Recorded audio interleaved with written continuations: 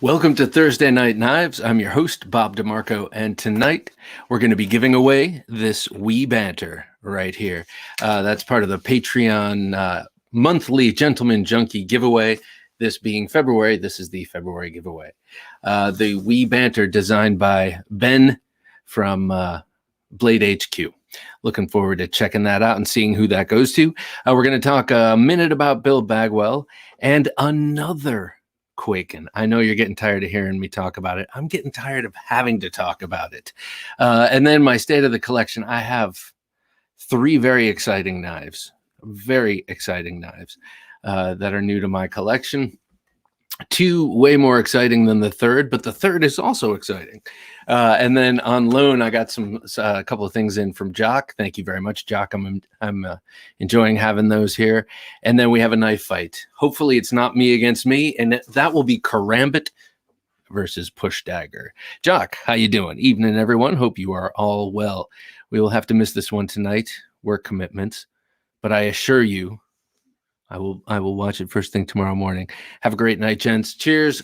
Clinking of glasses. Well, Jock, thank you so much. Here is a preview of your Emerson mini sacks under the knife cam, which you will be checking out later. Wow, what a beautiful knife. And then also, I know you've seen probably the video for this one, your Paramilitary 2 exclusive M4 Tanto. There it is. What a cool knife. And yes, that new Warncliffe version looks awesome. Hey, Nick, how's it going? Happy Thursday Night Knives, sir. Great to have you here. Michael, good to have you here as well with that top hat. Penny Ripple, how goes it? Great to have you here. Alex, hello, sir. Hello, sir. I sent them off today. Alex's knives that I've been bragging about having in my possession, which doesn't really mean much, went back out. The Wallaby. How you doing, sir? Great to have you here. Probably with your Eldris, no doubt. Caleb, howdy. Great to have you.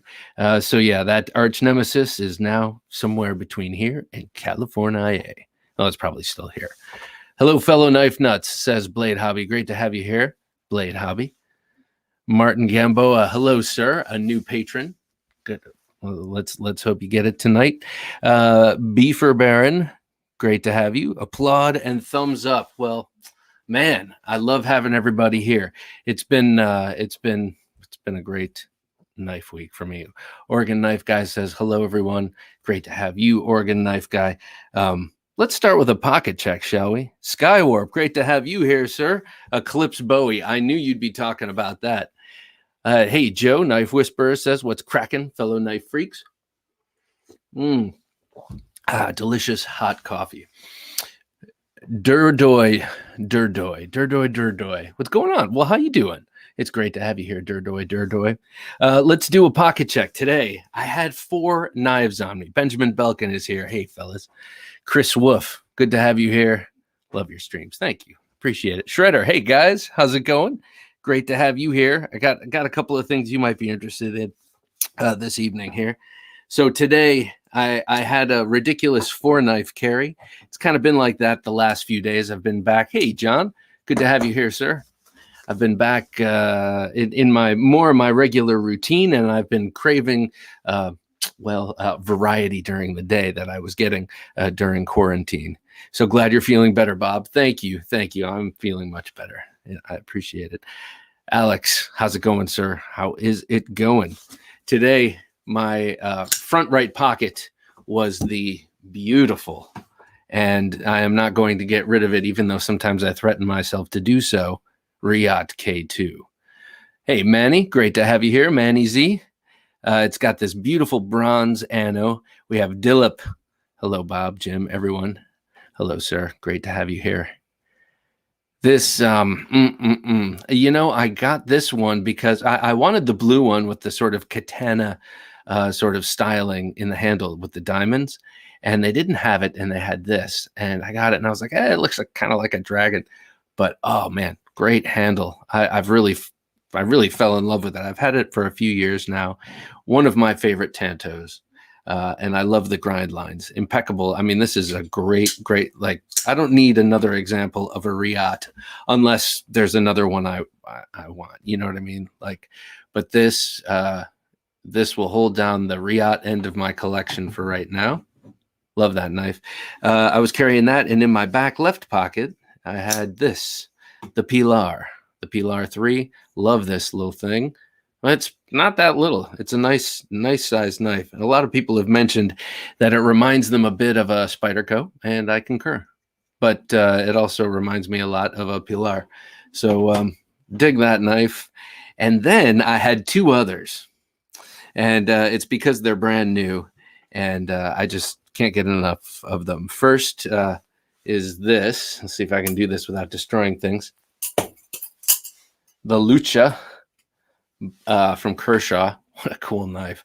This is my first nice ballet song. I've had the kind that you get in martial arts stores for $20, and then more recently I've had a Baron Sun, but a cheap Baron Sun. I'm not sure what the rest of their stuff is like. And, you know, it's just clacky, heavy steel, slappy against your knuckles. This thing is like light as a feather, and that blade is beautiful. And it's got the traditional, 4.5 inch ballet song blade. Love that thing. Sweet Riot, Bob. Michael says, thank you. Knife Whisperer Joe knows a lot about these K2s. I think he went through a little K2 phase, right? Isn't it Knife Joker who has a whole bunch of exclusive versions of this? What a great knife. Great action. And that's also one of those knives where you're like, just listen to that knife. Listen to how great that sounds. All right, my last carry, I've been carrying this for the last couple of days since I got it, because it carries so easily. I mean, like, and that is my new Steingraber Performance Knives Shark. Ooh, nice sheath. Sasquatch. Look at this thing. This is in crew wear.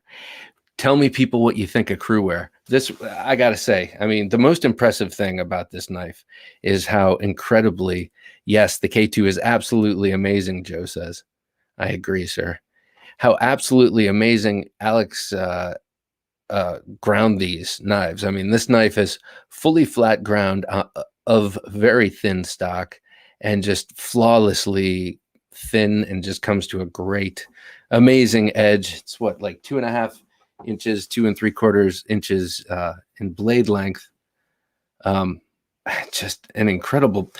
Okay, so it's very, very thin, and just cuts like a demon. And crew wear, that he hardened this. I have the card somewhere around here. He hardened this to 64 to 65 or 63 to 65, which is, you know, very high hardness. Crew wear is the best steel, says Caleb. Okay, why? Is it the edge? I mean, oh my God, this thing is awesome. I'm not sure if it's the edge holding capability or what it is, but this knife is really, really great. He does his knives in batches. I saw he got he has a batch, you know, in the offing here. And then he sends out emails, and I was like, oh yes. And I set an alarm on my phone, and somehow I've missed it twice. And then I saw someone on, you know, I'm always lurking on blade forums. Someone had that, and I snatched it up. I love that knife. If you have an opportunity to check out the Shark, do yourself a favor, check it out. I mean, this is not only a great knife, but it is incredibly, now how I've been wearing it, incredibly easy to carry. I've been carrying it right on the front, right next to my belt buckle. And then this vest, or whatever vest I'm wearing, or sweater or whatever, right now it's still cold, goes over it, and it's no big deal. Can't see a thing. If you're a polo shirt wearer in the summer, or a t-shirt wearer in the summer, you know, your shirt will fall right over this and no one will see it. Hey, Monster, how's it going? Great to have you here. We were just talking our pocket checks. So everybody, let me know what you were carrying today. That's what I had. 4 great knives, kind of a lot of overkill, but hey, you know, why not? Joe says, have you tried out an 80-20 yet, Bob? Funny you should ask, and I'll tell you why. I have lefty EDCs with a Crine regrind. I saw that. maybe I can let him talk you into checking it out. I mean, I would love that. I would love to check it out. The knife itself and the Crine regrind. I have an 80/20 that is I have one kind of coming.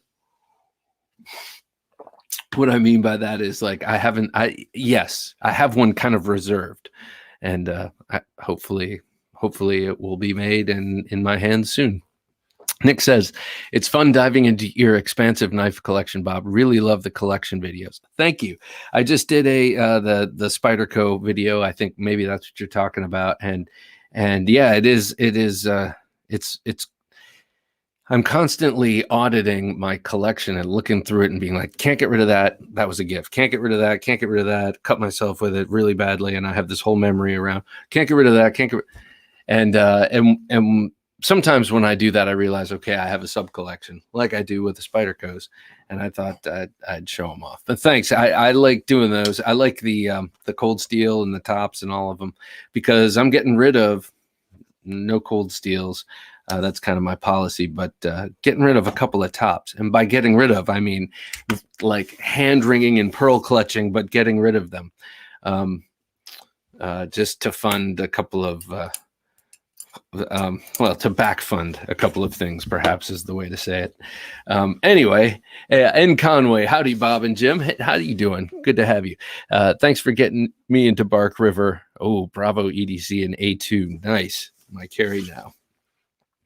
Well, I have one Bark River made knife on the table tonight that's going to be used as contrast when we get to the state of the collection and I show off something recent.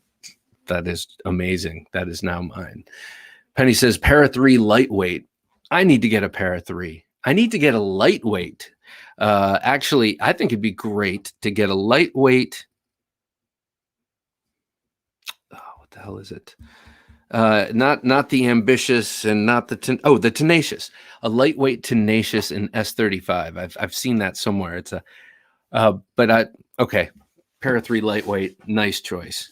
HEA Designs EQV2 and the Coke Tools KTC-1. Which I think I know what the HEA Designs is, but what's the Coke Tools KTC-1? Let me know what that is. Wallaby says, just as you predicted, I'm carrying my Eldris and Leatherman Wave. That's awesome. It sounds like that Eldris it's probably incredibly sharp because probably use it and strop it and sharpen it all the time. ZT0452CF, one of my absolute favorites. I love a 4 1/4 inch blade, audacious and Sinkovich. Can't get enough of him.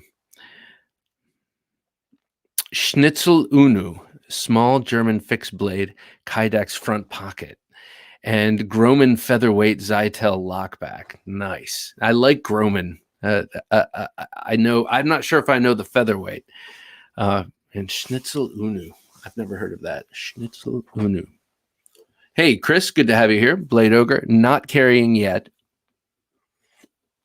but just bought the nice Cold Steel Voyager 2 X2 Japan and a ProTech on my 50th birthday. Hey, man, I am 6 months behind you, so happy birthday. I'll be catching up with you shortly. And nice to get a ProTech, but wait, a Cold Steel Voyager X2 Japan. So that's an older Voyager, right? Like a 6-inch Voyager, but from before the redesign, before the 2000, what was it, 6, I think, Demco redesign. Let me know. Sounds awesome. Dirk, how's it going, sir? Dirk had the quiet carry waypoint on me today. Dirk, another waypoint carrier, another waypoint devotee, let me know. I've been hearing so much about it, and I haven't experienced it yet. It runs in the family. I'm a late adopter. What can I say? Good evening, everyone. Good evening, Wolf Scout. Z-Wear Shaman, nice. And a Craig Brown Cortex in the pockets. I don't know what a Craig Brown Cortex is. On the table next to me.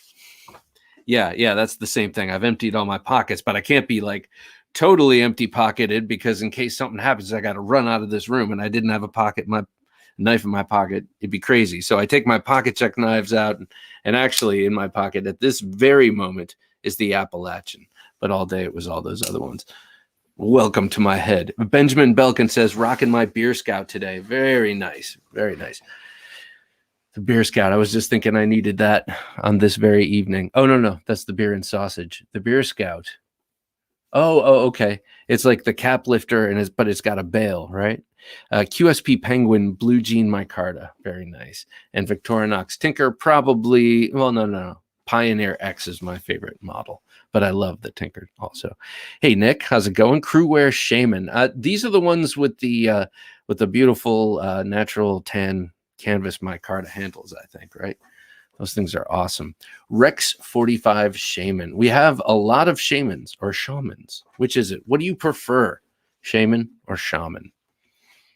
Probably shaman. It sounds a little bit more like you know what you're talking about. Civivi Vagabond, an awesome knife, and the Asher. Oh, Centauri. Wait. Asher Sentry. I'm not sure. That's a new one, right? One like the newest one. I think so. Let me know. Mark Herrera says Artisan Wren and Case Tribal Lock.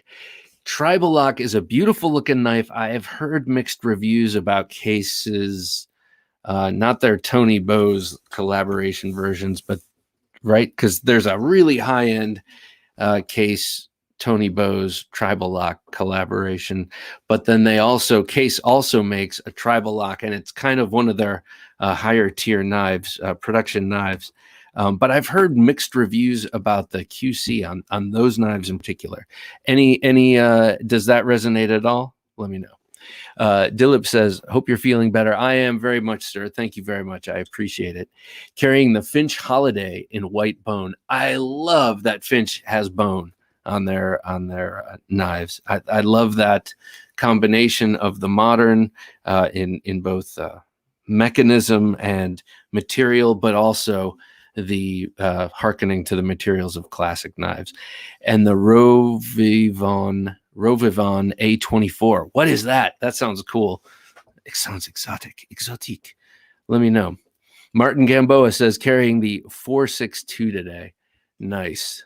That's another Sinkovich, right? The Persian one with the red carbon fiber. Hello, James. How are you, sir? Great to have you. Nick EDC ends. What's up, Bob? Primary is a GM Nimbus, so a Giant Mouse Nimbus version 2, and secondary is a Spyderco Techno 2. Carry on. Thank you very much, sir. Nimbus, that is a good looking knife. I've never seen a Giant Mouse knife that I didn't think was fetching to the eye. I carried my ZT562, very nice, and QSP Gannett as my modern knives, with the GEC 29 Stockyard Whittler and a Case Pocket Hunter as my traditional knives. I like that. You've got I like that. 2 moderns and 2 traditionals. What's going on, Slicey? Great to have you here, Brian. Great to have you here, sir. James says, carrying my new custom Des Horn. Ooh, IMVUBU. Now, is this some sort of texting thing that the kids say, or is that the name of this new custom Des Horn? I got to say, James Moore, he's always got something impressive happening. Let me know about that crazy acronym. Today, my Spyderco Kapara, interesting, cool looking knife, and Kershaw Lucha with pocket clip mod. Nice. I think I just mentioned earlier, I just have mine, and I dig this knife. I love this knife. Have no experience with good ballet songs, and actually have very little interest in like all the flipping and stuff. I like watching Doug Marcaida use it as a weapon is very cool. But the Lucha, man, what a cool knife. And I love the swedge on this clip point. I mean, is this not a handsome clip point blade there? Today was my Victorinox Huntsman Olight Warrior Mini White. Oh, I like the Mini White River M1 backpacker and my Para 3 lightweight in Spy 24 work carry. Very nice. I like that White River M1. Here's my, I put this, where did I put it? Anyway, I keep this in a leather slip in my pocket so that it doesn't flop around or anything, but I can still pull it out. Love carrying my Spyderco smock. That is cool, and we'll be stoked when my Lynch deep carry clip arrives. The smock is an interesting, is a cool knife. He makes what's his name? Something Smock. Makes some pretty interesting looking knives. I do like that Warncliffe. I get caught up on the handle. What do you think of that handle, John? Is that comfortable? It looks a little awkward right around the front, but I don't know. Hands and eyes, differ, obviously. Oh, Slicey's got the new bug out today with S90V and Carbon 1. Does Carbon 1 mean just like really awesome carbon fiber? Because it looks like really high quality carbon fiber on that knife. Chris says it's on the box, the number 29 XXC clip point X2 Voyager. Nice. XXC. Shaman, chamois, quinoa. I love that. Joaquin. That commercial is funny. Poncho 151. Good to have you here. I grabbed the the medium version of that Voyager off of Rob's sale. Oh, very nice. I did not check out the sale tonight. So I wonder which Voyager it was. Is everyone or anyone interested in the new Voyager drop point? That looks great to me. It looks like it's got that sort of hunter profile. Max says, I just ordered the Arcform Slimfoot. That's the Jeff Blauvelt knife. That's a cool looking knife in DLC in bronze. Very nice. Michael says, could that white bone holiday be dyed? I have seen Tobias Gibson dye the white handles of a traditional slip joint knife, and he was able to clean it all up, but he put the whole damn knife in there. And I don't know if I think with the Finch, you could probably break it down a bit and then dye the component pieces that contain the bone. So yeah, you could dye it for sure. I hear you have to do it a couple of times and kind of leach it out. That's the name about. Oh, Des writes it in all caps, so I started doing the same. I got you. Okay. All right, cool. Replace my scale on the 462. Oh, okay. OD green micarta. Very nice. Better grip. And maybe gives it a little bit more what do you call it? Gravitas or heft. Just a little bit more heft. Gravitas. Heft. I think we'll do. Heft over the carbon fiber. I always thought that knife felt just a little bit light.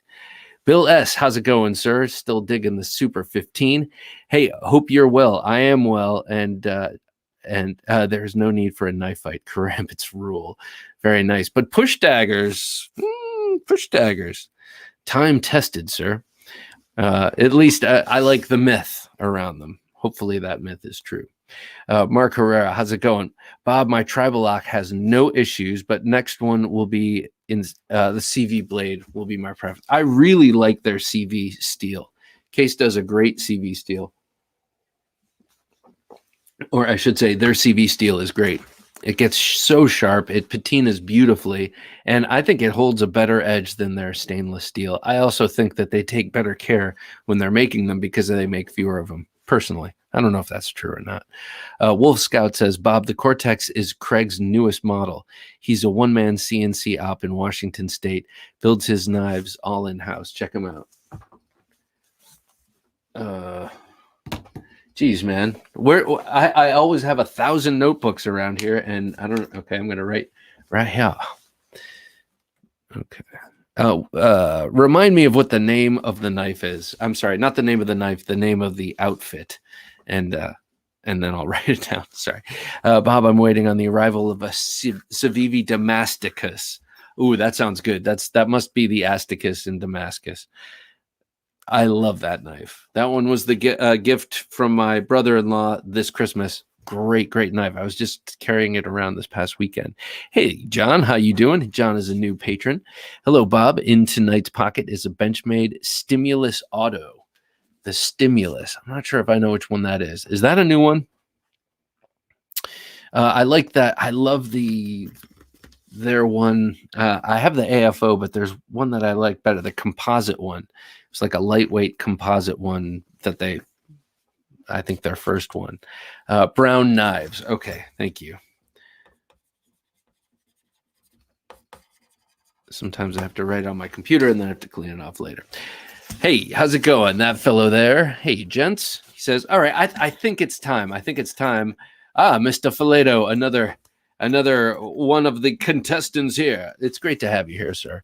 Let's do this. So we're going to, hey, Lavender Pants, great to have you here. Oh, the Rotten Evo 2.0. You got two of those, I think you said. And oh my gosh, that knife is incredible.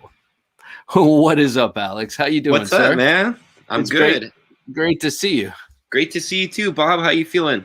Like $1 million bucks? I'm feeling like $1 million bucks. Hey, you mentioned something last week about actually, maybe I won't ask you right here in public, just in case. But I don't have any secrets, Bob. Okay, it probably doesn't matter. Is canyon racing? Is that when you drive down the culverts in Los Angeles? No, it's not in Los Angeles. I got to go up in the hills, like. Oh, okay. So it's literally in a canyon. Yeah, so they're like mountain roads, and I just go and unwind. I think a lot of East Coast people go do that. You go play with your car up in the mountains. Sure. Yeah. Well, we don't have the mountains to play in, but you got Dirk saying, Alex. We don't have the mountains here. We have old Kmart parking lots. That's where people get together to show off their cars. What up, hey, what's up? What's up, guys? Jared and Kara. I saw you, Jared, wearing a TheKnifeJunkie sweatshirt on a video recently, and I was honored, and it looked great. What can I say? It looked great. So, Alex, you're here just in time for this giveaway to check this out. Have you seen what we're giving away? Let me show you this. Let's take a look. John, through my lens.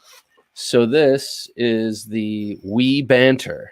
Oh, I love the Wii Banter, and it's in the Ben Blue. Yeah, it's in Ben Blue. Now, Ben Peterson, I think is his last name, right? Yep, that's correct. Now, he's the head of media over at Blade HQ for a few years, and he did a lot with video and a lot with these different shows, Blade Banter being chief among them. And his love for this color blue, I guess it's the Blade HQ blue, basically. Yep. His love for that blue it became very apparent over the years. And his love for, 3-inch bladed knives, basically. He used to say that where his finger could go almost to the tip. So I don't know. I've been kind of flirting with this knife for a while. I think it's charming, and I know Wii makes an amazing knife. And knowing what I know Ben Peterson likes, I just think it's probably going to be a great knife. I've actually owned one for months. I think it's fantastic. I have that exact knife. Oh man, I got to get one then. Banter is a favorite, says Lavender Pants. Understated and incredibly useful. Yeah, and it's charming for some reason, right? Charming. That's the perfect word for it. It's charming, and not for nothing. That's a symmetrical spear point blade. So if you had to be less than charming with it, you could make it work. And of course, that's the lens through which I see these things. It's a fantasy lens, I know, but that's just what it is. It's got the nice clip. It's got the very deep carry, the more than deep carry clip. Yeah, and then beautifully inset screws there. So you're not going to tear up your pocket. Very nice standoffs. Sorry for the dry hands. And then beautiful action here on bearings. If you really take that knife apart as a reviewer, you will probably literally find nothing wrong with that knife. The only thing that might be an issue for somebody, I think, is just aesthetics. But there's nothing you can prove wrong about that knife. It's like he's done so many reviews, he's handled so many knives. He thought of all those little details, and where he thought it could be even the handle, he played it safe. He didn't go crazy with grooves or anything, right? It's a basic handle, but it's snug, in the way it is. So I think that's clever how he designed that thing. Yeah, this is a true case of less is more. You know, he went through like you said, he handled so many knives went through his hands that when it came to distilling all of that, not just his taste, but also what is useful, you know, it's a very simple design. Less is more. This is, yeah, I'm excited about this. Monster Racing says, We is one of those few brands that does just about every knife well. They always have perfect fit and finish, great designs, and awesome materials. I agree. And the only Wees I have right now are under another shingle. You know, I have that. I have the Fitch, or the Ingress through, and the what's the other one? Scorpion. Look, I'm gonna give John a big shout out from Through My Lens. I've been following this guy's channel recently and hanging out and talking with him a little bit. Dude, you guys got to see this guy's channel. His like filter work and like his presentation is so good. Guys, check out that guy's channel. He's awesome. Awesome. But what was his point in that last John Through My Lens? What was he wanted it to be a wee bit bigger. Oh, get it? A wee bit bigger. I feel, John, respectfully, I feel like that would defeat the purpose of this knife. I think part of the purpose of this knife is its smallness and its non-threatening charm. 1, 2, what is that? 3 inches. Well, if you understand Ben, then you understand the knife, right? Like, right. Especially like I followed Blade HQ Ben for like religiously. I watched all those videos that guy did because everybody loves his "What is up, guys?" Like every time you hear it, you want to smile. And I bought that knife, of course, to support him. But when I actually handled it and looked at it and observed it, I'm like, man, there's really like, it's him. Like it almost makes you smile because it's like, dude, everything he's ever talked about in these videos, like that's him right there. Yeah. It's you know, because he says he's a cheap sucker, right? The knife's cheap. Yeah, right. He's got the finger rule. It fits his finger rule. The weight, right? The weight to length ratio, all that stuff that he talks about. That knife is Ben. Yeah, 100%. Well, what do you say we give this knife away, huh? Yeah, I love some it. Lucky guy. Well, I've been looking at, you know, they have gray and now they're coming out with black and they look cool, but I don't know. I think it's got to be in this blue. Hey, John, great channel and amazing taste in knives. Awesome video quality. Makes me look even more ghetto. Haha. Says oh Joe, my God, dude. Says Joe to John Through My Lens. Joe's videos lately. Thanks for the shout out, Alex. Oh man, Joe, dude, you are funny, man. Yeah, one of a kind. Yeah. All right, let's bring up that wheel, shall we? I'm going to read off all of our eligibles, and I'm going to go from the first most original to our most recent. Now, the first one, Timothy Becker, and I'm not doing this for everyone, but where'd it go? Oh my gosh, guys, I lost it. Oh no, Timothy Becker is the one who said I should look into Alex Steingraber and have him as a guest on the show, and I'm really glad he made that introduction. Anyone out there who knows knife makers that you think I need to talk to, let me know. I'm very happy that that Timothy introduced me. Okay, so gentlemen junkies are Timothy Becker, Jock, who we were talking about before, Kevin Seastrom, Reed Martz. We have Caleb Townsend, Ryan Leitner, you know him as Spirited Blades. We have Edwin Callow, you know him as Callow PR. We have, or Callow Knife Reviews also. We have Mike Latham, Jesse Tellis, Mr. Faledo. We have Ezekiel Yates, Kurt Cromco, John Ladner, Martin Gamboa, Nick Martino, and Jason Edwards. Thank you, everybody. Thank you so much for being a part of this. It is so greatly appreciated. So without further delay, let's spin that wheel and find out who this wee banter is going to. All right, watch it spin. And Mr. Faledo. All right. Right on, sir. This is yours, Mr. Faledo. This awesome. wee banter is now yours. I do plan on going to the post office tomorrow and dropping this and a few other things off. So please do send me your, I think I have your address actually from when I sent you stickers. But I might be hitting you up for your address. If I don't, I have to check on Patreon. In any case, congratulations, sir. Congratulations. It is my great honor to pass along this great knife to you. And thank you for your support on Patreon. It is greatly, greatly appreciated. And I say in my pitch that it's going towards servers and hosts. Well, another one of our members, Kevin Seastrom, and also I think Reed Martz, commented that they were having issues with the playback of some of the supplemental issues. So we're taking care of that. I've been doing a little bit of hand wringing about choosing a new host, but I think we're doing it. And so those problems will be solved, and it's thanks to you. So thank you to all of you. So that we is out the door. I'm not going to look at it, touch it, or think about it anymore. Very cool. That's what I always say. I say that on a weekly basis about something. Let's see. Mr. G in Vermont, congratulations. Monster Racing says, congratulations, Mr. Faledo. So, Alex, what were you carrying today? So after a year of being, furloughed and whatever, and kind of taking some time, I was back at my old job today, so it felt good. Congratulations. That's awesome, man. Yeah, the Ecumenist Edge and I are one and together again. Man, I love his page. He's got an insane collection of microtext. Oh, yeah, man.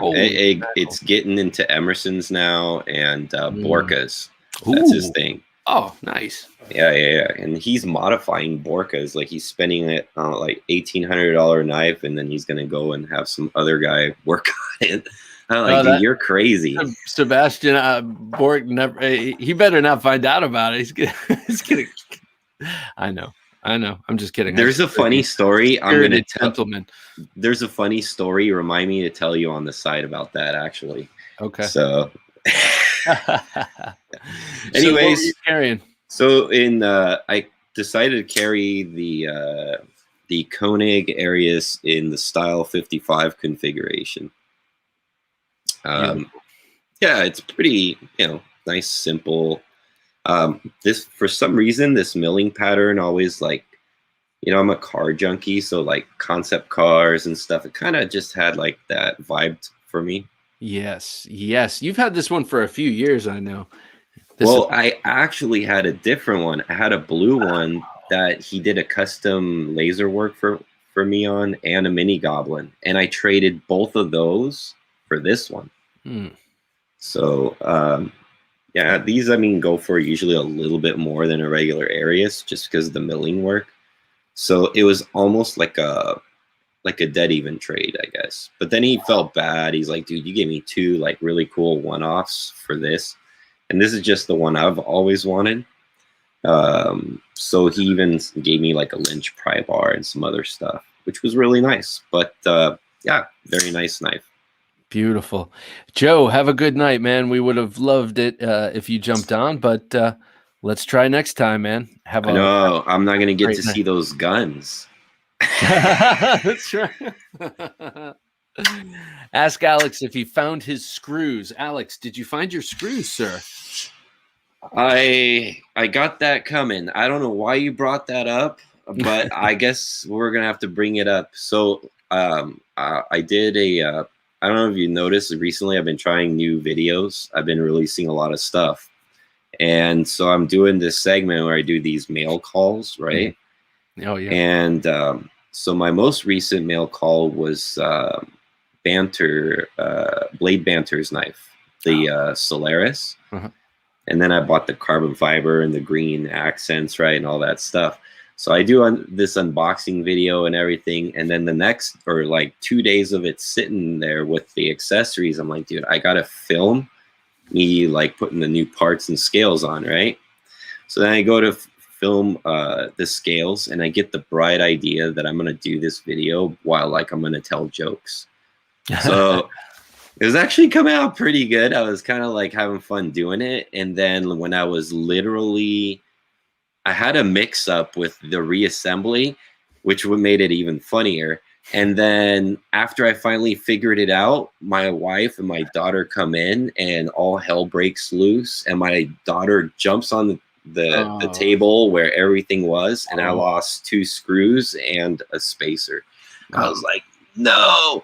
So I like messaged Banter. I'm like, man, I know you got to have a contingency plan for this. And then he tells me, he's like, man, I already thought of this. Yeah, like, let me see what I can do, right? So he found me some, thankfully, and everything. So they're on their way. So I'll just have to finish the video. But yeah, that was very shameful. I don't usually lose screws. But the funniest part is while I was messaging Banter outside, my wife decides to bring out the vacuum cleaner in the living room. And she started doing the whole thing. I'm like, no, no, no, no. She's like, there's dirt. I'm vacuuming. I'm like, so then afterwards, I gently asked her, I'm like, did it sound like a metal screw went in there? So yeah, the follow-up video will be a little bit, but yeah, I got some coming. Did she tell you you were nuts and move on? No, she just told me I don't think I sucked anything metal up. I'm like, great. I saw that. I saw the skateboard classic you got. I didn't know you were. I didn't know you were a pro skater back in the day. I wasn't pro. I was am pro. So like I did Castle contest, which was like the California National Association of Skateboarding or whatever. I had sponsors, so I had free clothing, free shoes, free boards, you know, that stuff. But then at some point in time, I rotated my ankle completely backwards. Ooh. And so that your toes were facing the other way? Yep. I heard the like, have you ever separated like a bone, like at a joint, like when you're like breaking down meat and stuff? I've had sound.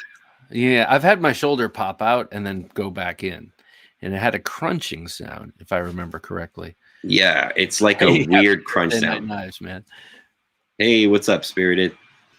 So yeah, that's what happened. Never stop a woman while she's. I tried, but you know, she when she told me no, I backed off. Really, it didn't sound like tiny little screws or maybe a backspacer. No, right. Really? And then after that, I messaged Banter back real quick after. I'm like, yeah, you better send those, man. They're gone now. Nice.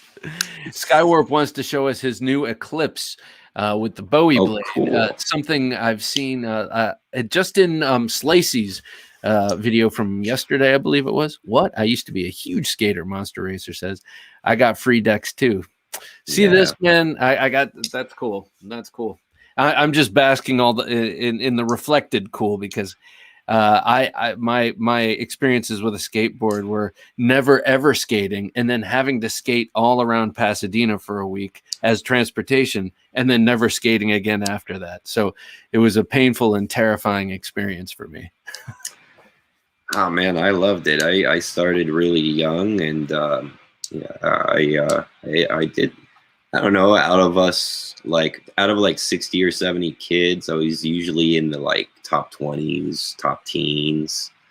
I never got first place, unfortunately, but you know, I was more of a street skater, and those contests were more ramps and pipes and stuff. So right. So that wasn't really my thing. But then I would nail it on the handrails and the stairs. That was more my thing. So. And it's even, you know, and when you're into something like that and you can just get a whole bunch of free stuff out of it, that's like you can support your habit with your habit. It's yeah. I was in high school when I started doing that stuff, and they would pay for like trips, go wherever, you know, wherever the contests were. Hey, what was that last thing by Spirited? The last comment. Did you see that evening, everyone? I missed it probably. So what's everyone carrying tonight? For me, it was the Jason Guthrie arrow. Ooh, I think that's the one with the Tanto blade, right? That's the JG? It looks kind of. I don't remember if it has a Tanto blade. I don't think JG makes a Tanto, but it's his like newest one that's like similar to the gun stock. Oh, cool. Oh, the handle style. Yeah. Poncho 151 says, "What years were you competing, Alex?" 1995 to about 99, I think. That's when I it just in my driveway. Oh yeah. So I wanted to touch on a couple of stories before I show off my new knife. Hey, Skywarp, how's it going, sir? Go pretty good. I just figured I'd show you this, Bob. Let's see that, man. Oh, okay. It's with the new Tri-Way version. That's cool. Beautiful, man. Yeah, I'm a sucker for the Hinderer Bowie shape. And I just figured I'd show you one more, the recurve fire tack. Okay, so I always used to think that the fire tack was really, really, really extra vanilla, and then I started like, but it's a Hinderer, so I know it's going to be awesome. But something about it was, and then they came out with the recurve, and I was like, it's not much of a recurve, but there's a recurve there. And then I saw Lavender Pantses, which was a gift for him, I think for Valentine's Day or something from his wife, and it finally struck me, and I'm like, okay, fire tack. So both of those look beautiful, but hold up that Eclipse again real quick. Let's take a look at that. Yeah, that's nice. So no choil, love that. So you got that full cutting edge, and I love the double peaks. You know, it reminds me of the Mac V Sog classic Bowie shape. The harpoons I just can't do. You know, there's the first harpoon I saw that I like is the XM24 Spanto harpoon that someone has recently. There's the 3-inch. This is the 3-inch Eclipse that came out not that long ago, but it was a while back. Nice guy, we're flexing hard. He's got the ultimate Hinderer collection here. I do. I really do. What are your numbers? And I don't mean to be gauche, but how many Hinderers would you say you have? 23. God damn, I love that. I love this knife. That's a really good looking one. Yes, sir. This is called the Emmett. This is you can get it still. It's actually the vintage one, the only one you can get now. Right. I have been carrying it, as you can see. It's starting to turn darker, but yeah. So Benjamin said that on the Umnums. Oh wait, don't put that away. On the Umnums, on the harpoon looks cool, and I would half agree with you. I think it looks good personally on the Tanto version of that. So hold that a little bit closer, and if you don't mind, Jim, could you go a little bit wide? See, I think that this one looks better than the Ranch Hand Bowie. I do too. It looks more proportional, and yeah. Oof, that's how thick it is. I mean, that's pretty much. Then you get the sheath. There's the sheath for it, and that sheath is like the size of Texas. I'm sure it's awesome. I'm sure it's awesome, but that's a big. Doesn't that look like a big sheath? I mean, depending on where you put it, I mean, it looks big, but you can rotate any way you want. Yeah, that's what she said. That is what she said. Now, don't get me wrong, but sheaths are very personal things. I think they're kind of like women's purses. Like, you don't just dare buy a woman a purse unless she's a collector and you know what she wants somehow. If you like buoys, there you go. Here's an oldie. There you go. Now that's a good looking one with the walnut stocks on it. Oh yeah. Very nice. Alex, you have a slip joint in that configuration, right? The 01 tool steel and yes, I do. The XM Slippy. All right. Hold on. Speaking of the Slippy. Oh snap! Well, you guys brought out a fire tack. You know, I just want to throw this out there, just because it's an unpopular opinion, I'm sure. But I think the fire tack is a better knife than the XM18. Oh. 10 paces at dawn, sir. Just kidding. I have way more money wrapped up in the XM18, so I'm going to defend that knife.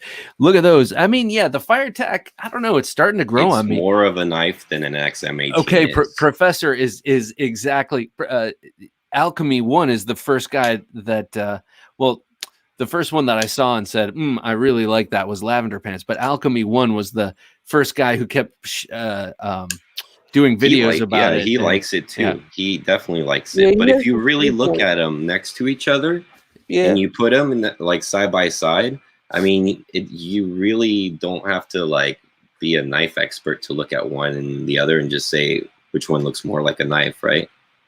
And I think the performance is going to be identical too. It's like Terzuola meets Hinderer. That's a good. I would love to see that. Yeah, well, that's what he's saying. The fire tack kind of is. I'm officially envious. I agree with Skywarp. Yeah, I agree with that too. There is a bit of Terzuola there in the thumb ramp and all that, and the disc. Hey, hold up that. What is that? Full track. Yeah, can we see that? There you go. That's pretty sweet. That's a big ass knife. Is that like a XM24 size? Would you say? I don't know. Let me grab one of these 12 XM24s. Beautiful. Yeah, that sucker's huge, man. I love it. I think it's like a 3-point. I think it's almost similar to an XM18, but they made it not as much as for the XM24 because this is a 4-inch blade. This is probably a 3.5, probably 3.6 blade. I don't know. Well, how about this? If you guys are bringing out tactical stuff, how about EDC meets tactical, right? Oh, yeah. I was going to show one of those too. I have Jock's from Jock's Knife. I have his what right do you think, man? Come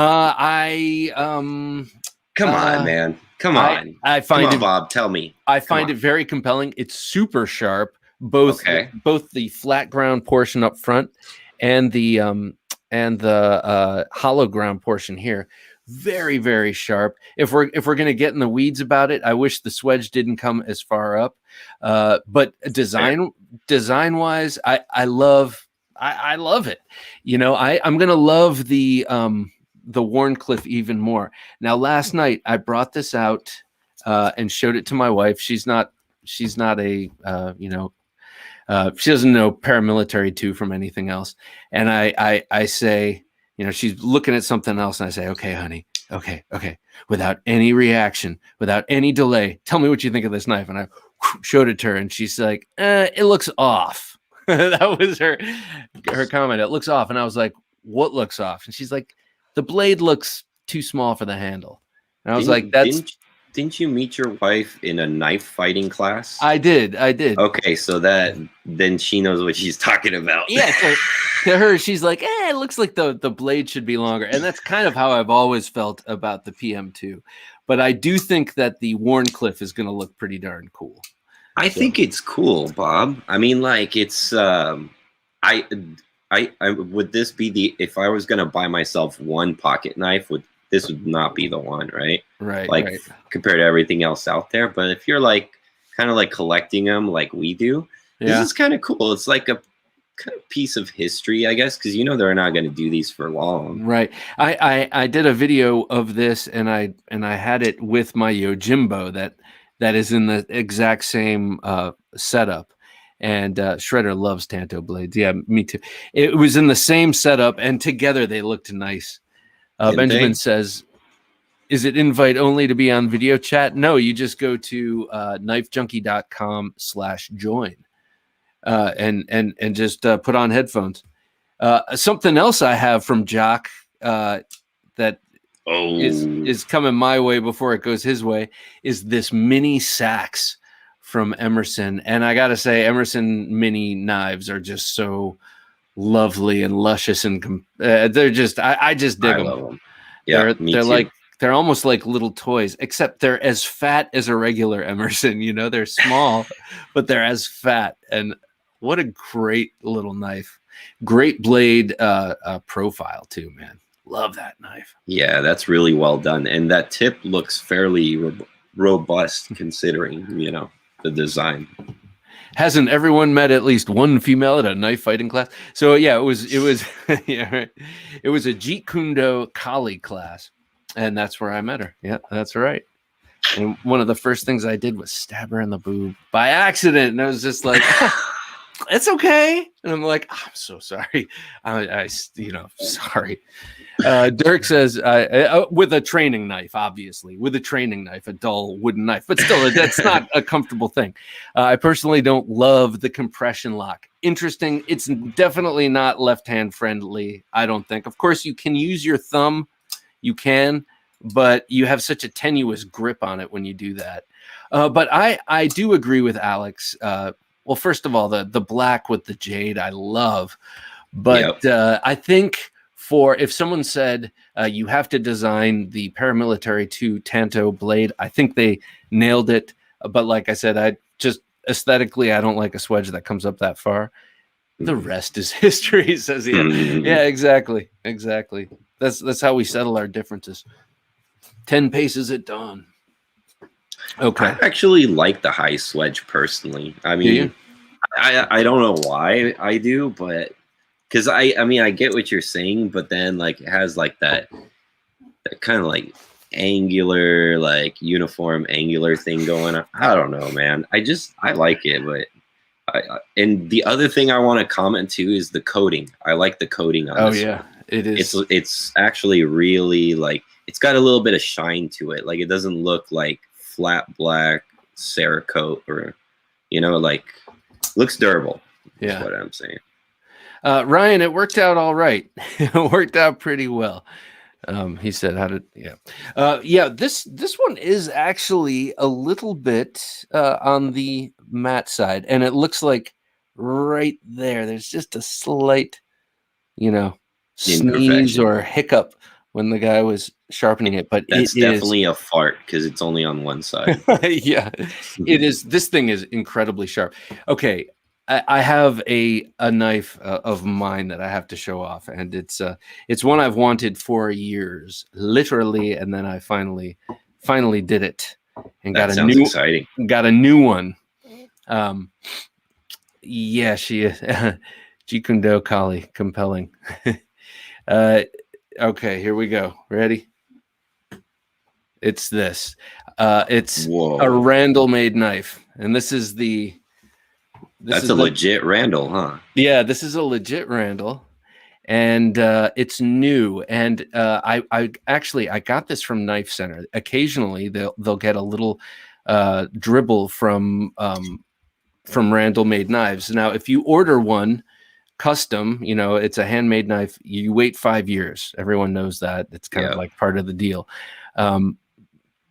But some, they make it easier to get for active duty military, and they send out small portions to dealers who can kind of like sell, like AG Russell, I think, has a small stock of them too.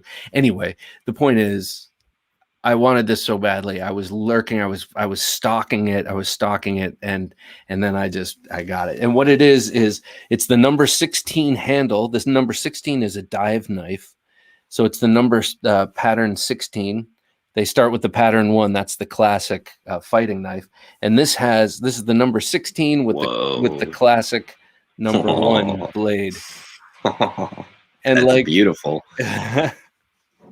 I would say thank you, but I didn't make it. I just but having that in your collection, I'd be proud, man. That is gorgeous. It is. Wow. It really, really is, and. It's 440B, I think, stainless steel. So it's not the height of modern steel, but that doesn't matter. None of that shit matters, man. None of that shit matters. They've been making these since 37, I believe, and like almost every single model, the swedge is sharp. I mean, like sharp. So almost every Randall made knife has this portion sharpened, which I love. Even their small, thank you, Ryan. Even their small game knives where you wouldn't expect or maybe don't even want a sharp swedge. But hey, Skywarp, you dipped. Yeah, thank you, sir. This thing is, What's the handle material, Bob? It looks like some kind of wood. It's green micarta. Oh, it's micarta. Yeah. And look at how beautifully. Now I was a little bit nervous about these. Like, you're committed. Yeah. But I know what you mean. It fits perfectly. Wow. Perfectly.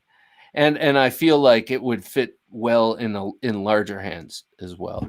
It looks like it's going to be comfortable at the guard too, even though that guard's so close. Yeah. I see how they rounded that out. That's really cool. Yeah, and you can choke up for fine work.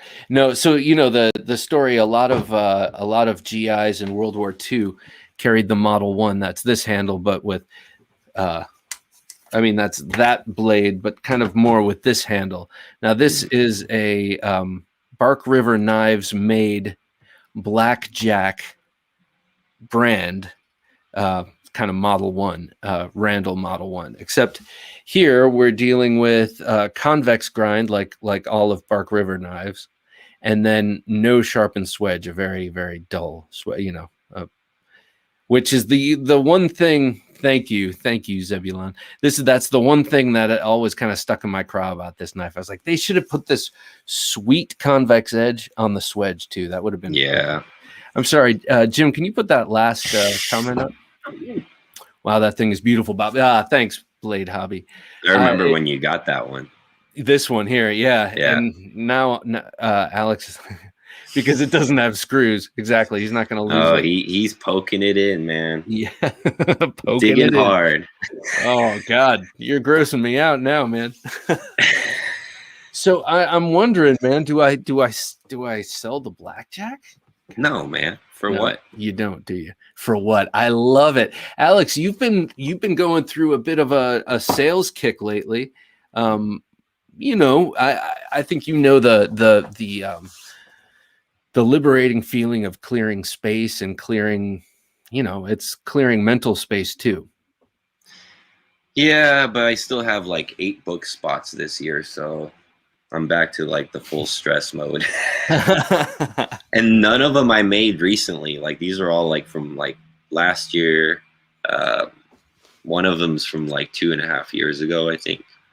This coming Sunday, I talked to Ian Picarski of Cmf Metalworks. Yeah, my buddy. This is the second time he's been on the show, but this is the first time since we've gone visual, and so you get to see some of his knives. And man, his knives are stunning, and there is a hope or a chance that he's going to send. He has one in for sharpening or refurb, and he's going to ask the client if he can send it through me to him so I can check it out. That's cool, man. His work is stunning, man. And he's getting clever with his mechanics too now. Do you see his like hidden liner locks and stuff? My God. Yes. They're really intricate the way he makes them. I had to ask him to re-explain it a couple of times because I was like, "No way are you doing it the way I'm thinking?" And then he's like, and he re-explained it. I'm like, "Oh, you are. That's great." Did you guys talk about his quest for the lightest knife? It did come up. Yeah, man. He's gotten close. He's gotten close to what he wants. You know what his EDC is? It's a Brian Efros. It's like his one knife. And is it a Hustle or I can't remember which one he got? It's a Tanto. What's the one? I don't know. I don't know. I love his knives though too. They're buddies too. Yeah. This is getting too much, man. Just too much. I'm giving myself permission to do things like this. Where does it go from here? And now, the number 2 Dagger. Have you seen that? Mm-hmm. The Randall number 2. Incidentally, they have like 50 models or something. Yeah, no, not going there. But yeah. So, Alex, since you're here, do you want to do a knife fight with me? Karambit versus Push Dagger? I got my knife ready, man. Oh, wait, let me see that. What's that? Is that the McBee? No. It's nothing fancy. Oh, that's your yes. That is fancy. That's about as fancy as a Pilar is gonna get. Right there, man. And then some micarta on this side. I know you like that stuff. God, I do. Someone put up a comment a few minutes ago saying micarta makes everything better, and I meant to agree with you in real time, but I couldn't agree more. Can I do a shameless plug right now? Oh, please.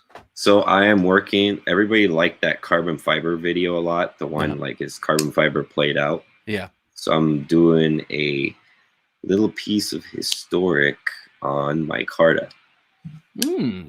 It's going to be actually more of a I can't say is micarta cool because everybody knows micarta is cool. Yeah. So I'm going to title it "Why is micarta so cool?" And then it's going to, have some little bit of a learning lesson, right, about what it is, how it's made, and stuff like that. So I got some stuff in the can. Cool. Well, we can't wait to see it. Micarta is interesting, and I know that you have, as a matter of fact, when I was speaking with Ian, he pulled out a piece of micarta that you had given him for whenever you work on this project with him. Yeah. Alex, that M390 Pilar is sweet. Oh, yeah, I forgot to tell probably people who don't even realize. I got to do another plug. I'm sorry to cut you off, Bob. Oh, please. No, don't worry about it. So the blade is rebladed, guys, from Transparent Knives. Go check him out on Instagram. Brian Kim from Transparent Knives is doing reblades on other ones, so don't ask him to do a Pilar because I don't think he decided not to do these.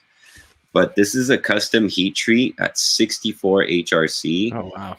And this knife is 11 thousandths behind the edge. And you know me, like I don't BS those kind of numbers. Like I literally like I didn't fluff it. I just literally cut a couple things. I'm like, holy crap, man, what is this?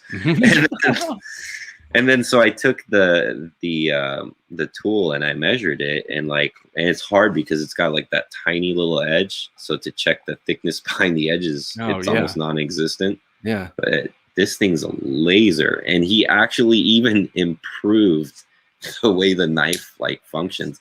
You can even hear it hear the detent. It's better than stock. It just clicks in really, really nice. So John through my lens, or Jared Neve said, or Neve and Jared and Kara say, great idea for a video, Alex. And then John through my lens says that he's micarta dumb. That will be interesting. My brother has a World War II Army helmet, American Army helmet, that has an inside basket that's all micarta, and it's so it's so cool to look at, and all that old stuff is just beautiful. Hey, Benjamin, how's it going, sir? How you doing, Good. How sir? are you? What's Excellent, up, fellas? excellent. Thanks for dropping in. Thanks for having me. Of course. So what you got? I brought my. You ever see these sack up rolls before? No. Oh, nice. So it's a big knife. Oh, yeah. Roll. That is a knife roll, but they're like silicone impregnated, so they keep your stuff from rusting. And when you have a lot of slip joints, they're a great way to keep them, tight and in your safe and protected from corrosion. Wow. Is that where you keep? Are those all slip joints in there? I've got a handful of these. Good. And this one right here has got some customs in it. If you wanted to maybe see some customs. Yes. Let's see what you got. So let's start with probably my favorite maker, Mr. Enrique Pena. Oh yeah. Man. That's a mini Zulu, and it's titanium. It's hard to go, it's backwards. I move to the right, it goes to the left, so I got to get used to that. Hey, are you on your phone or an iPad? I'm on my phone. I was on my computer, but I was having technical difficulties connecting my earphones.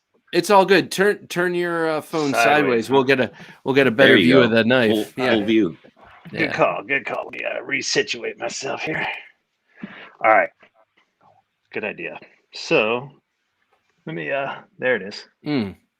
So this is his mini Zulu, and highly popular pattern from Enrique. This is one variation of it.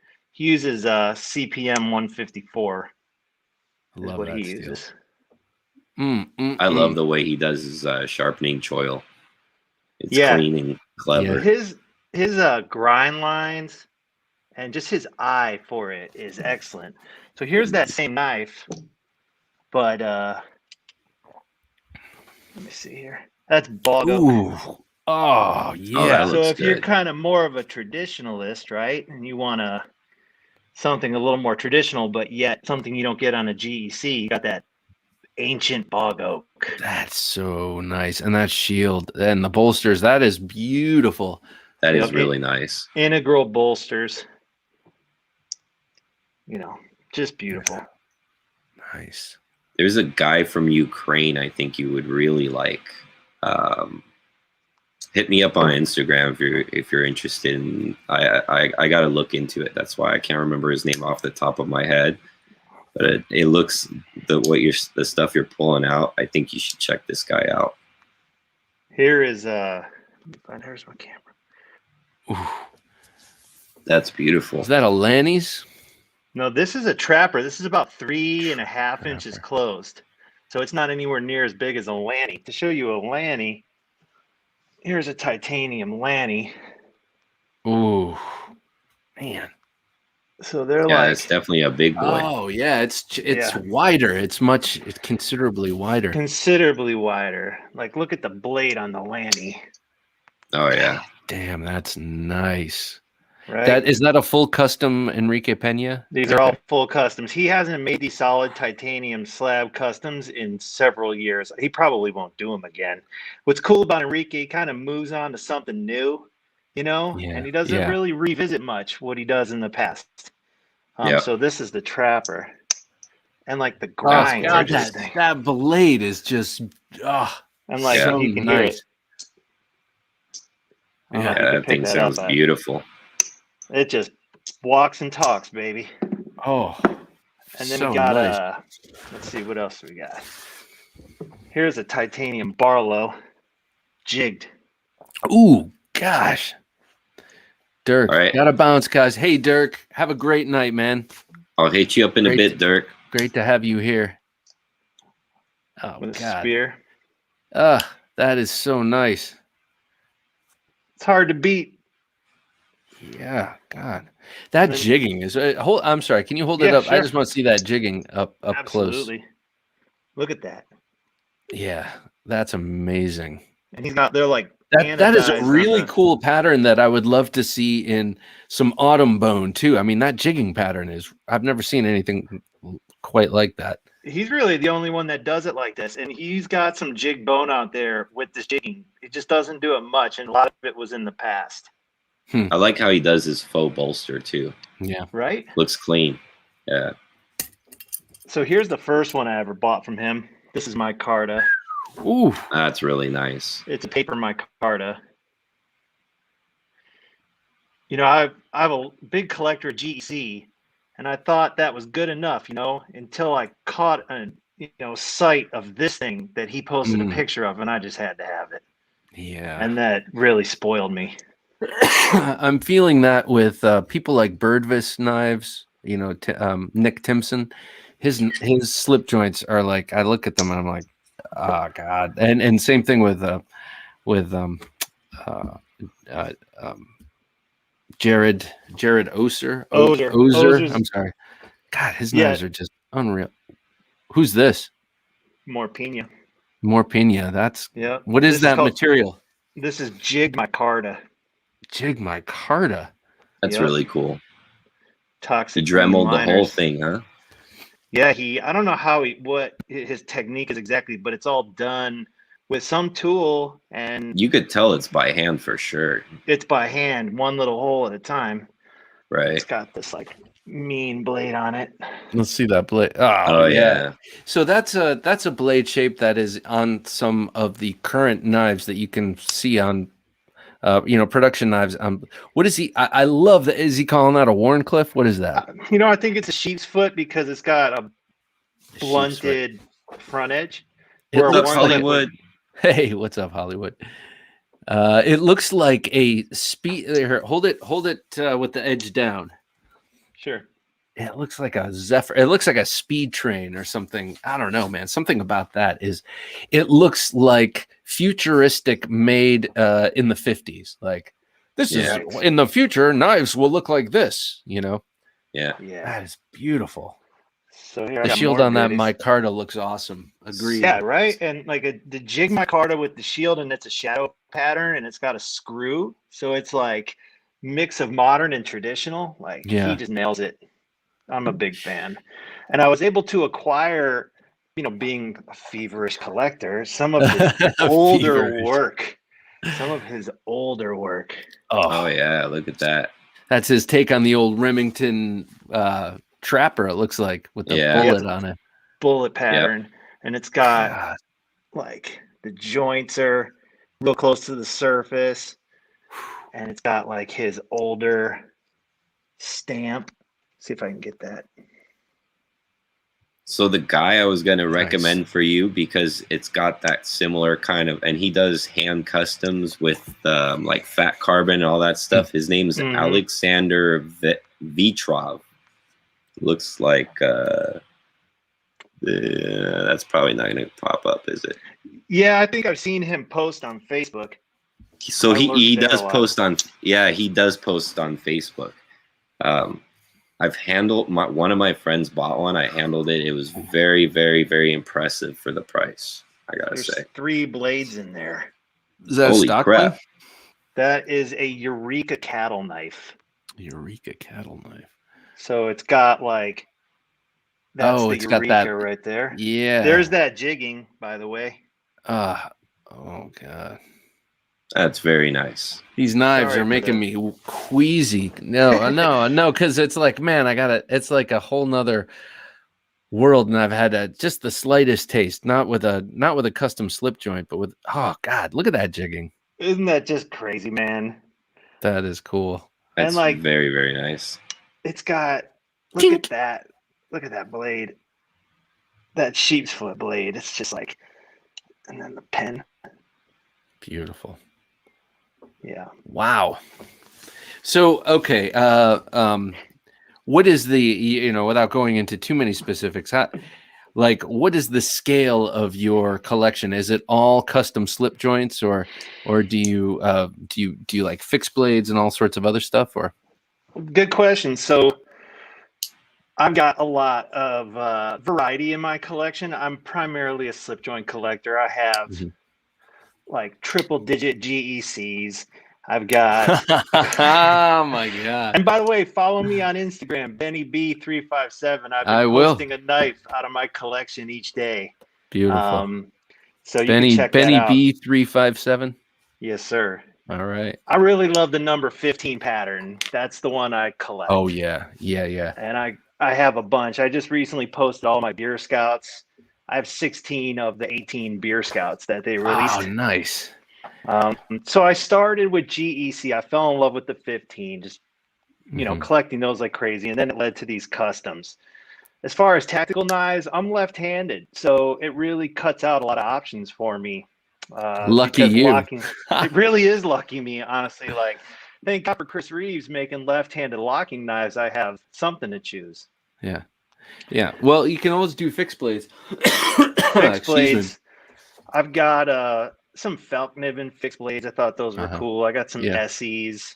But the slip joint, when that bug bit me, I got infected. I totally understand.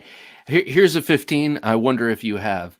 It's right over there. I could grab it, but it's it was from I think 2013 or 2014, and it has the clip point blade, and then it has a full size spay blade, and it's I think they called it the Farm Boy's knife. That's the Farm Boy. Yeah, that's one of my regrets in the knife community. I had 2 of them, and I let them go. Oh no. Yeah, that's my favorite GEC. That's of my collection. That's the favorite. And at the time, they had, I remember, Knives Ship Free or collectorknives.net. Can't remember which one, but they had the 15 with the razor blade and the pen blade in a beautiful red jig bone that no one bought forever. And I was like, I didn't understand how it worked. I was like, I'll just buy one of those another time, and then they ended up going, and now I've always regretted not getting that, because that's one you don't see often. No, I've got several of the the one-handed opening, aka the razor. Yeah. I've got some of the single blades. I've got quite a few TC Barlows. I'm a huge fan of those. I just anything that was a 15, I went after it with everything I had, and it was like, you know how it is, man. You got your hands on deck. You're looking on the web. You're looking on Facebook. You're on Tap-A-Talk, like trying to be the first one to buy the knife in the forum on blade forums. It's just bad.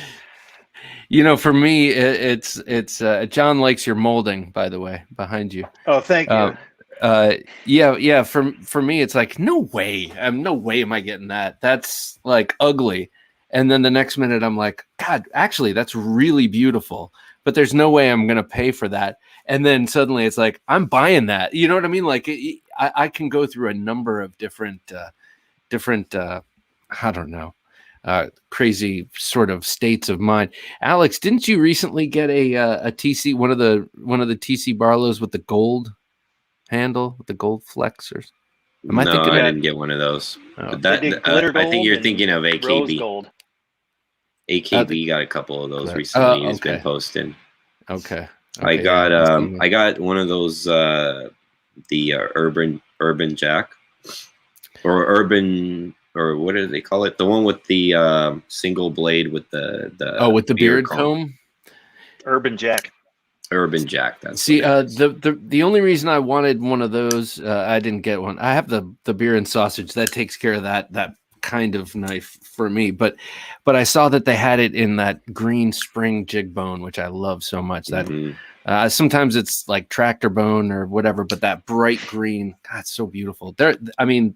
They dye handles, they dye bone like they do it well. Nobody's business. Yeah. You guys are familiar with Ryuichi Kawamura from Japan? No, that's beautiful. Yeah. This is a mini Zulu lockback. Ooh. This guy is like underrated and an absolute master. And he gets the best stag that I have ever seen. God, that stag is insane. I have no stag in my collection. Actually, I want to get one of these. I want to get a number 1 with a stag handle. But yeah, I have no stag. I only gaze at it from afar. Look at that. That's a bullet end jack. What is that? This is a bullet end. This is a Tony Bowes tribute pattern. It's a bullet end harness jack. So it's got a spear. Let me get that open.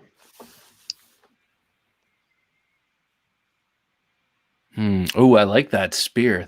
That's a very... Yep, that's Tony's spear. And then it's got an awl. I love that. I love an awl. Me too, man. What a great tool just for like everyday non-cutting things. You'd be surprised how often you need just a sharp little point. Yeah. I'm all about the awl. Yeah. Especially if it's got, I like the ones that have the sharp edge down the edge as well. Mm-hmm. That little curve in. Mm-hmm. What about Brett Dowell? I say Oklahoma. Yes. God, that's beautiful. Ivory micarta, I presume. No, ivory. Ivory. Like nice. From Elephant. Hopefully it's legally harvested. Oh, I was gonna say hopefully it was a baby. Legally harvested. Legally harvested. It was from an elephant that got hit by a truck. It was laying by the side of the road, officer, I swear. He donated it. He donated it. That's beautiful, man. Wow. What kind of blade steel is that? A lot of these guys use stainless, like 154. 154, yeah, stainless. They seem to favor it, and it just performs great. Yeah, 154 is just about my favorite steel, and that looked hollow ground there too. They're all every one of these has been hollow ground. Is this ivory also? This is ivory. This is a sow belly. Oh, a single bladed, huh? Rabbit skinner. Has like a kind of like a spay blade. That's a sweet blade. Isn't that cool? It's a skinny blade. That is a really interesting blade. Yeah, it's like part spay, part. part traditional clip, because oftentimes traditional clip points have that downward angle. That ivory looks awesome. It does. It's like I asked him for the creamiest piece he could give me, like look like caramel, and I don't know if this lighting and this What's camera up, Jake? phone is doing it justice. What up, Jake? But, so Jake, I don't know. One. Jake, I don't know if you saw this, but Jake, I have a Randall made knife here. It's awesome. Okay, sorry, I had to do that. Love that blade shape. Oh, and a sway back. Very nice. My favorite pattern, I'd say. What's same dude, same material, right? Red dowel, same block of ivory, as far as I know. Dang. Wow. All right. Okay. I don't know what your situation is. I have youngish daughters, and every once in a while, I'll have one of those things where I'm like, if I die tomorrow, because my daughter knows of Alex pretty well. If I die tomorrow, you would ask Alex how much these knives cost. Okay, don't just go on eBay and say my dad died. Here's his collection of knives. I'll take like $150 or something like that. Holy or I'll crap, take an I iPhone. thought of that too. That's weird. That is so weird. It's a terrible thing to think of, but again, it's not. We all have insurance and stuff like that. What if something happened? What if my wife liquidates my collection for like $200? Yeah. Right? Yeah. He said he didn't spend much on it. Damn. Right. So, the reason I bring that up is because you're showing me some exquisite knives. Alex on the regular shows some exquisite knives, and so much, like, they're not just expensive, which they are, but like really so much work and talent goes into each piece that not only should the person who owns it get the proper amount of money for it, but that knife and that knife maker deserves for their work to be appreciated and kind of, I don't know, to have the legacy they deserve. Instead of, I saw a video once of this guy that actually Jim showed me of a very talented reseller who found a little old lady who was liquidating her husband's Randall knife collection. It was like, 500 Randall made knives and cases or something, some very large number, and he got it for like the cost of one of them, like $1,200 or something like that. And as a reseller, like, that shows incredible talent and what a find and what a great price and all this. But I'm thinking that poor lady like could have retired or could have lived the sweet life off of those Randalls if she found a different seller. Yeah, Jim will buy. Wait, put that back up. Jim is also a talented reseller. Jim will buy them for his reselling biz. Yeah, exactly. All right, Benjamin, you got a couple more to show us? Got one more ivory for you. What's that? This is it's called the City Knife, and I think it's a Jess Horn tribute. So it's one of his patterns, and it's another Warncliffe. Wow, that's a pokey one. Yeah. Pokey. And he makes all these that got brass washers in them, so they're not mill relieved liners. That was on my request. Cool. But this one came with something super cool. Wait. I don't sell my. John, dude. Wait. He's on a good one tonight. Is that for opening? Yeah, the blade? It's a pick for opening the blade, but it's ivory. Came with the City Knife. I was like, man, that's cool. That is cool. Pretty cool. So the interesting thing about the City Knife, when you hold it next to the swayback, it's like the opposite handles, same-ish blade, opposite orientation of a similarly shaped handle. Right. Let me see. Yeah, Jersey Knife Guy. Wow, I need a custom. Yeah, you do, sir. You've got a killer slip joint collection. This might be the next step. Yeah, look at that. I mean, it's they're differently shaped, but you got one that goes one way, one goes the other way. This guy's saying, "What do you want from me?" That one on top, it would be my pick of all the ivories. That would be my pick. This is my favorite. This way gorgeous. It's my favorite. Gorgeous. It just fits in the hand just perfect in all the grips and everything, and just walks and talks. And these customs are great. I love Great Eastern cutlery. The value is excellent. The quality is excellent. But it really is a step up to get into these handmade custom knives. Yeah. Yeah. I mean, you can see that across the spectrum. It's definitely, and you know, I was thinking about this tonight. Like, I don't want, like, part of getting a handmade knife is not having perfect and the exact same thing as the next owner. Like, everyone who's got this Riot K2 has this experience. I mean, there are lemons here and there, but this is going to be the same for everybody. Whereas, you know, I have a Lightfoot knife. Alex, you have a Lightfoot knife, and they have their quirks and they're cool and interesting, but they're different. Each one is like I'm not going to snowflake or fingerprint, but each one is unique. And that's what's starting to appeal to me more and more. Even this Randall is a handmade knife, and you can see that things are not, you know, it's not perfectly even right there. Like, to me, that's the sign that hands were on this. It's and character. Not just a machine. Yeah. Yeah. Character. Guys, we're an hour and a half in, and I think I'm ready for a knife fight because I'm getting tired here, and I got to turn in at some point, and so does good man Jim. So, are you guys up for a knife fight? What's happening here? We have Karambit versus Push Dagger. I know jack about either. I could try. Push Dagger comes from between the fingers, and a Karambit. No, I'm just kidding. We know what we're talking about, right? I mean, I know what the shape looks like. Okay. It's a knife, right? Karambit? Yeah. Yeah. Yeah, it is. I'm just messing with you. Okay, all right. I was like, he's got that poker face. All right, so I'm just going to say, okay, just for that comment, Alex, I think you'll be Karambit.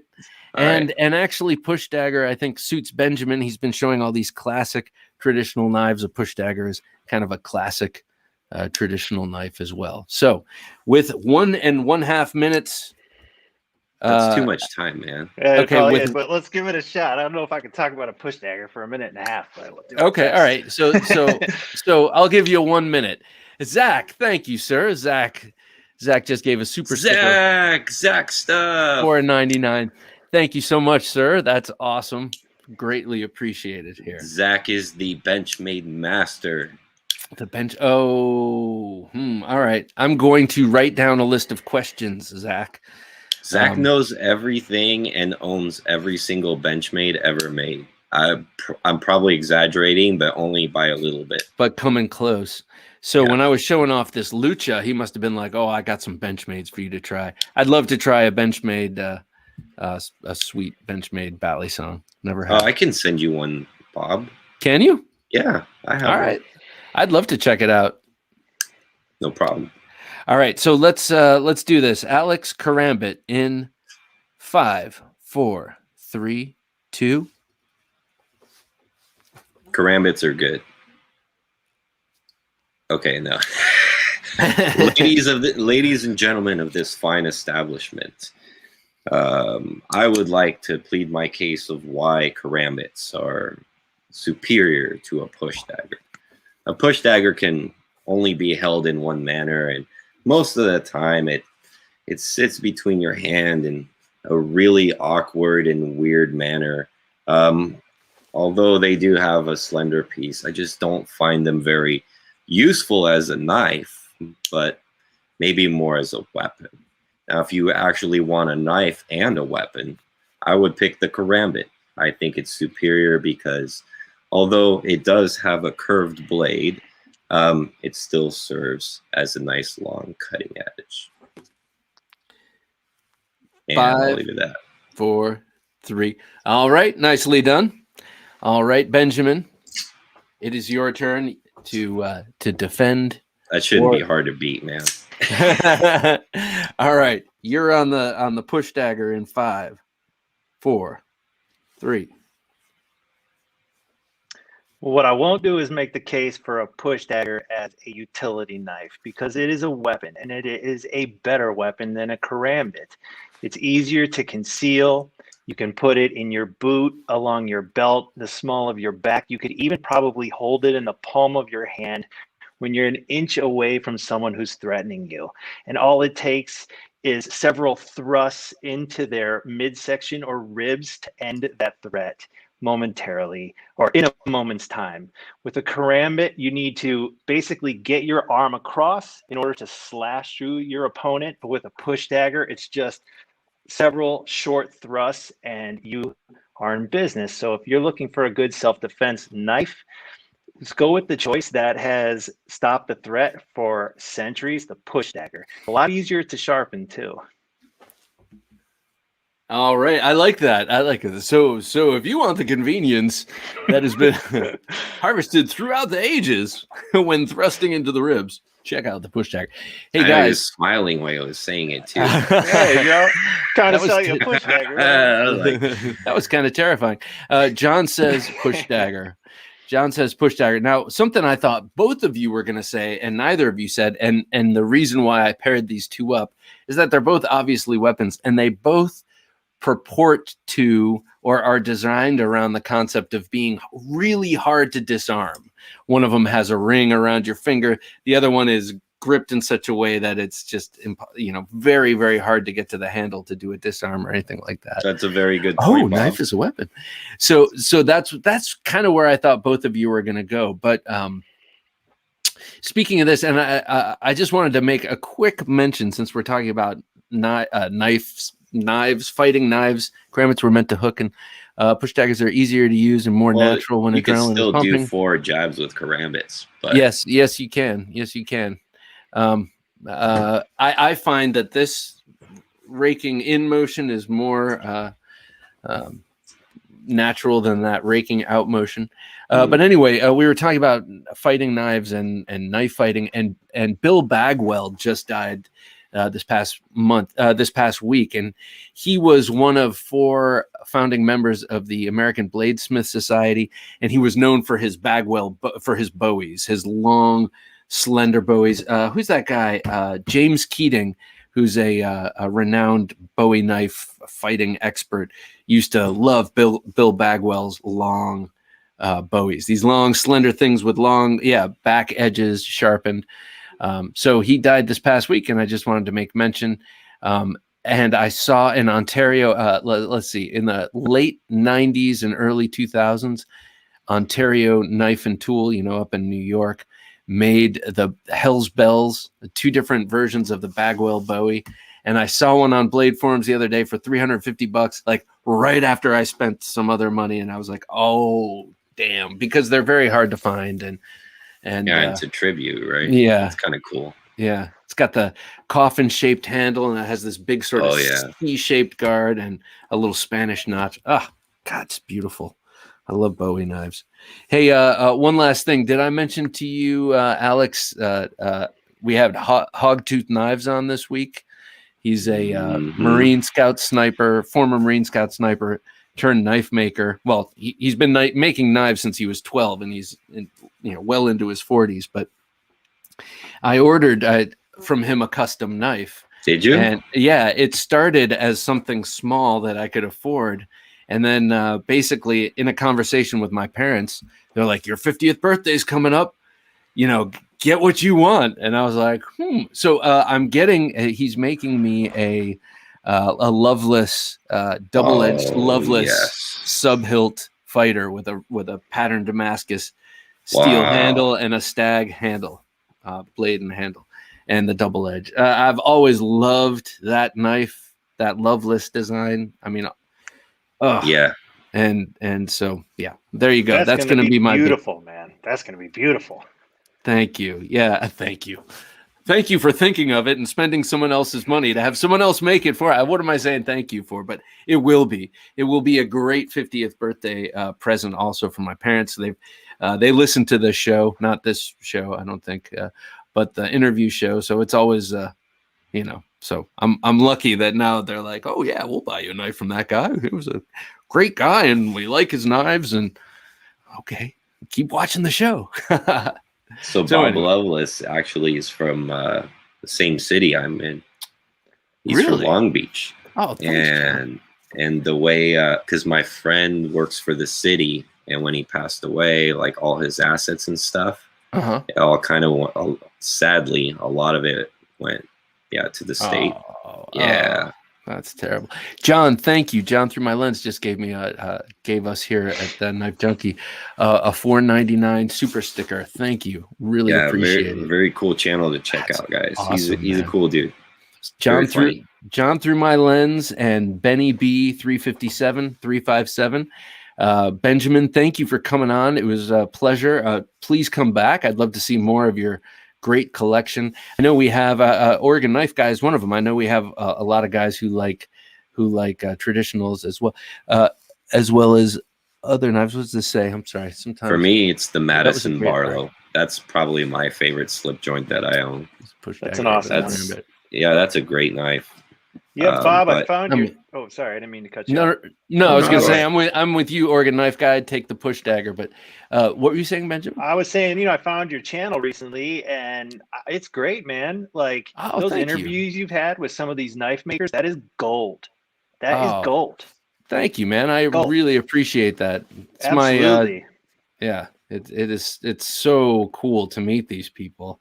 It has been like a really enlightening experience meeting all these people and great traditional knives. Benjamin, I follow you on Instagram, says Oregon Knife Guy. Awesome. Thank you for the follow. I appreciate it. And I just, sorry, you mentioned, I found your channel and you were on your traditional knife kick, and I was like, yes, and you're just, you're open to talking to everyone, and I found that real welcoming. So I appreciate you having me here for sure. Oh, my pleasure. My pleasure. Come back anytime. And that invitation is out to everybody. I'd love to meet you all. Thank you, Bob, Jim, Alex, Skywarp, and Benjamin for a really great show tonight. Thank you, Monster Racing, as always. Thank you for commenting on the videos. Sorry, I say this every week. Sorry, I've fallen behind on the comments, but I catch up. So I'll be right back there. Thanks, Monster. Yeah, thank you. Yeah, Monster's been comment blasting my channel too, so that's another reason why I want to say big thanks to him. He's been watching binge watching. I agree. Great interviews. Thank you, Martin. Greatly appreciated. All right. So last words. Oh, that sounds dark. Last words for the evening. Thank you, John. Appreciate it. Gentlemen and beautiful knives. Yes. Lots of nice knives here tonight. Last words, Alex?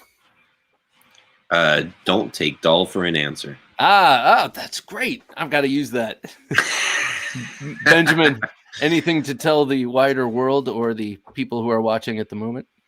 Just thank you guys for having me, and for anyone who's got their eye on a slip joint but hasn't gone there yet, I encourage you to check it out. They got these right several hundred years ago, and you'll feel it when you get your hands on one.